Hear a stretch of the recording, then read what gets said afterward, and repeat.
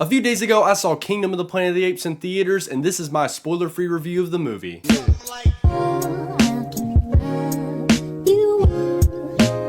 What's up, movie fans? My name is Andrew, and thank you so much for clicking on this video. And if you enjoy watching movies and TV shows as much as I do, I would consider subscribing to the channel because I cover all types of movie reviews, news, breakdowns, and more over here. Make sure to leave a like on the video if you enjoy your time here, and join me down in the comments below to leave your thoughts on Kingdom of the Planet of the Apes because I would love to discuss the film further down there with you guys. But with all of that out of the way, let's get into the review. And starting out, I want to talk about some of my expectations or worries going into the film. And honestly, my first worry was having Wes Ball as the new director because I've seen like half of the first Maze Runner movie because we watched it in school and I didn't really enjoy what I saw of it, and I haven't seen anything else from him or heard anybody talk about any of his other work besides that. And kind of having a newer director like that go into a franchise like this after what Matt Reeves did with the last two movies is just kind of a big task to ask for. So I was just worried that he wasn't going to live up to the quality standard that Matt Reeves and Rupert Wyatt set with that previous trilogy. I also thought that this movie wasn't going to justify its existence because instead of doing this story, they could have just remade the first Planet of the Apes movie and called it a day,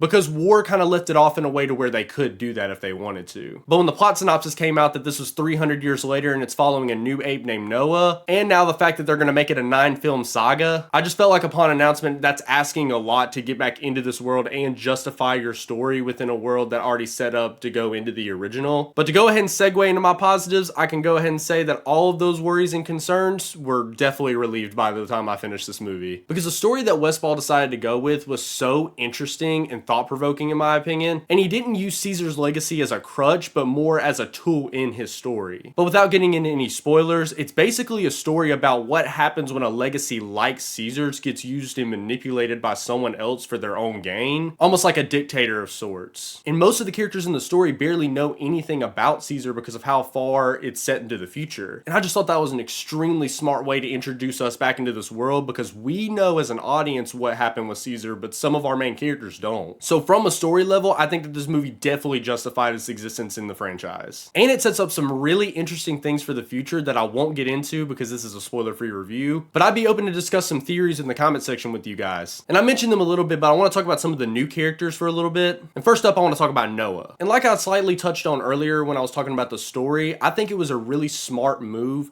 to make Noah kind of clueless to the legacy of Caesar because it made the character feel more fresh to the franchise and a good way to disconnect him from Caesar. Because going into this movie, I try to go in with an open mind, but at the end of the day, in the back of my mind, I am going to compare these characters to the characters of the last trilogy. And I really like the way that Noah and his crew are written in such a way where they were separated enough from the last trilogy so I was able to connect with them better. I also think the foundation for Noah's arc is definitely a good setup to be an all-time character arc, but we'll just have to see with the next two films in this trilogy or the next 5 because this is supposed to be a 9-film saga now, so I don't know how they're going to set that up if it's 2 trilogies or it's just going to be 5 movies in a row. And to talk about some of the performances, I just want to say that Kevin Durant as Proximus Caesar was just chewing up scenery. Like, even from the trailer alone, it had me saying, "What a wonderful day," for every day until this movie came out. And I was still saying it over and over coming out of the movie, so that should tell you something. And I only have one minor issue with Proximus Caesar, but it has nothing to do with Kevin Durant's performance, so we'll get into that later once we get in the mix section of the review. I think Owen Teague did a pretty good job as Noah, but I would not go into this movie expecting an Andy Serkis level performance. I also really enjoyed Peter Macon's performance as Raka. He has a really nice deep voice, so every time he was talking it just felt soothing, and that was really in character for the way he was written. And I don't really recognize him from anything else just looking at the cast list, but I am looking forward to seeing him in more things now. And lastly, for the performances, I want to talk about Freya Allen as May, and I'm going to touch on this really lightly because I don't want to give any spoilers, but she does a really good job as her human character. And I'm really looking forward to what they do with her and Noah's relationship in the future. But the next thing that I liked about this movie was the new direction from Wes Ball. And like I said earlier, I was not expecting much out of him going into this movie, but man, did he prove me wrong. And anything that this guy makes, I'm there day one now. And speaking of that, it made me really excited to see his Legend of Zelda movie he signed on to make. And I really do like the way he used his directing to introduce us back into this world 300 years later. Like, from the opening scene alone, I was kind of hooked. But I will say that he is no Matt Reeves, and I was kind of missing that Matt Reeves sauce during this movie a little bit. But to be be fair to Wes Ball, not a lot of people have the sauce like Matt Reeves, so that's not really a big complaint about the movie. I still think he has a ton of potential though to make an all-time great trilogy with this, because I do like this movie better than Rise. So he's already off to a better start technically, but I know Rupert Wyatt directed Rise, so we'll see what he does. And to touch on the visuals a little more, I just want to say that they were just as good as they were in War for the Planet of the Apes. Like, my girlfriend turned to me 15 minutes into the movie and said that these apes literally look real. So the visuals in this movie definitely passed the girlfriend test. And if this movie does not win Best Visual Effects at the Oscars next year, I'm going to riot. Because Wes Ball even said himself in an interview that it is criminal that Rise, Dawn, and War didn't win that category at the Oscars. So I'm hoping Kingdom does that for this franchise. But to get into some of the things that I felt mixed about in this movie, and I'm gonna go ahead and tell you that there isn't a lot, with the first thing being the score. And this score is definitely good enough for this movie,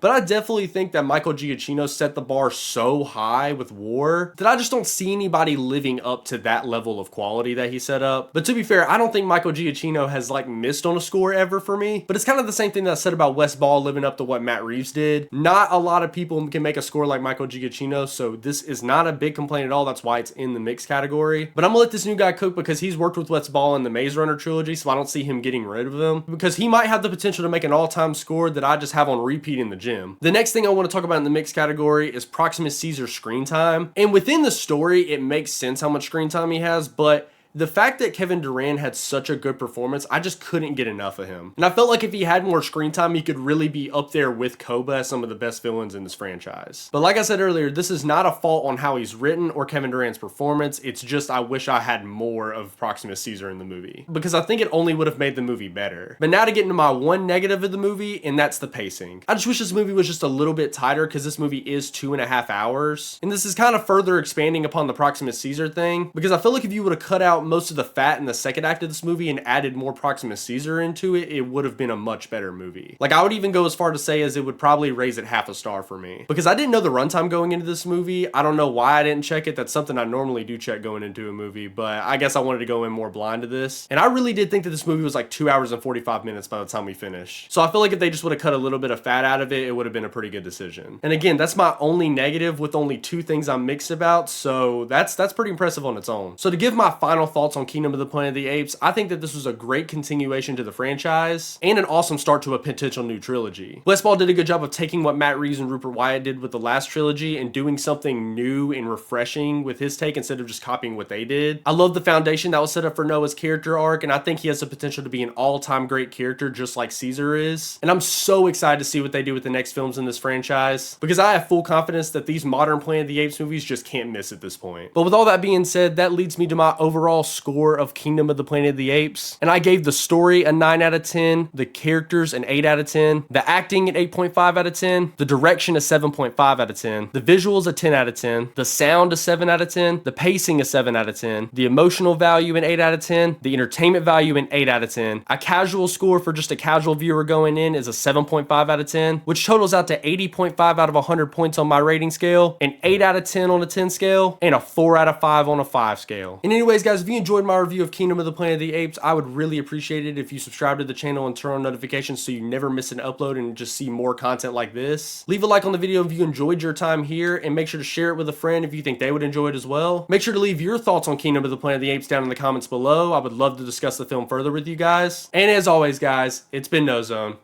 Peace.